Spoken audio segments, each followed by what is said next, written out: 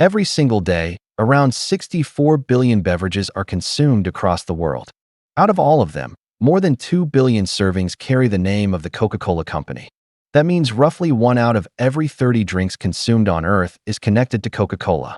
And behind those billions of everyday moments, the company generates about $45 billion in annual revenue. And with a market value of over $300 billion, it has turned a simple drink into one of the most powerful business machines ever created.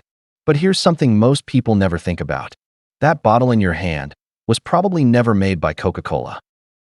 When you picture Coca-Cola, you probably imagine massive factories running non-stop, trucks moving across countries, and millions of bottles being filled every hour. Look a little closer, and a different picture begins to emerge. Coca-Cola quietly stepped away from most of that system. Instead of producing the final drink, it focuses on something much smaller, almost invisible.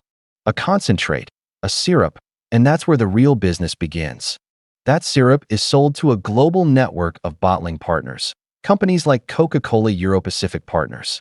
They handle the heavy lifting, mixing it with water, bottling it, transporting it, negotiating with retailers, and delivering it across cities, countries, and continents.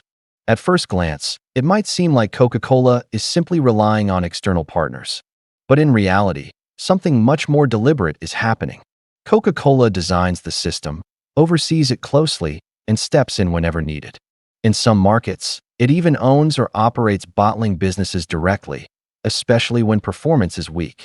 And once operations are stable, it transitions them back to independent partners. So this is not a loose network. It's a tightly controlled system, carefully structured over time.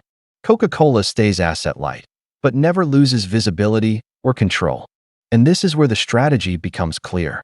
At first, it may look like Coca-Cola is avoiding the hardest parts of the business, but it's actually choosing where the real profit lives.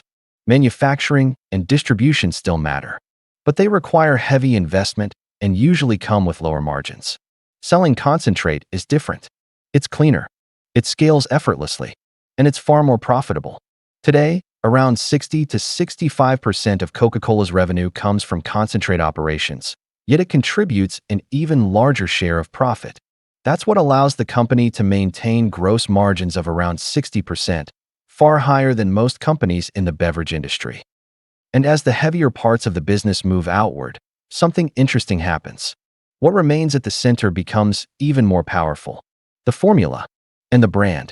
People choose Coca-Cola every single day, not because they carefully compare the taste, but because something about it feels familiar, almost automatic.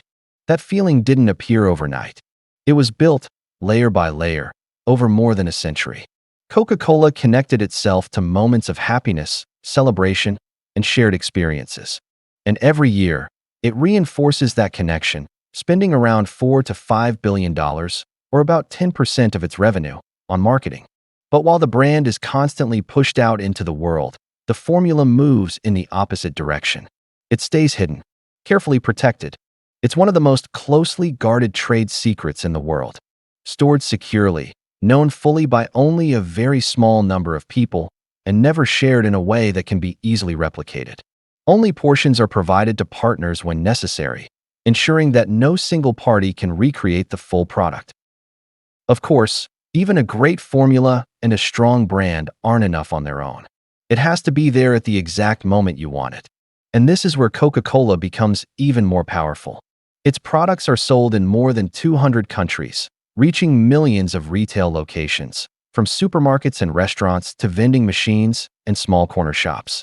In many places, Coca-Cola is not just available. It's the first thing you see. And once something becomes the default choice, it becomes incredibly difficult to replace. That's distribution power. And when a product is everywhere, familiar, and part of daily habits, something else naturally follows: pricing power. Because at that point, small changes in price rarely change behavior. If Coca-Cola raises the price by just 1 cent per serving, across more than 2 billion servings a day, that's about $20 million in additional revenue every single day. More than $7 billion over a year. A change so small that most people would never notice it. But at that scale, it becomes enormous. And this isn't just theoretical. In recent years, Coca-Cola has typically raised prices by around 4 to 6%, with pricing, not volume, driving growth. Which tells you something important. It's not just keeping up with inflation. It often has the power to push prices even higher while demand stays strong. When you step back, the full picture becomes clear. Coca-Cola isn't dominating because it makes better drinks than everyone else. It's dominating because it designed a system. A system where it controls the most valuable layer, keeps the most profitable part of the business, builds a brand people trust without thinking, ensures that brand is always within reach, and quietly turns that position into pricing power. So the next time you pick up a bottle of Coca-Cola, pause for a moment. Because what looks like a simple drink is actually the final step of a system built over more than 130 years. Every day, billions of drinks are consumed, and somehow, 1 out of every 30 still leads back to Coca-Cola. Because in the end, control doesn't come from owning everything, but from knowing exactly what to own.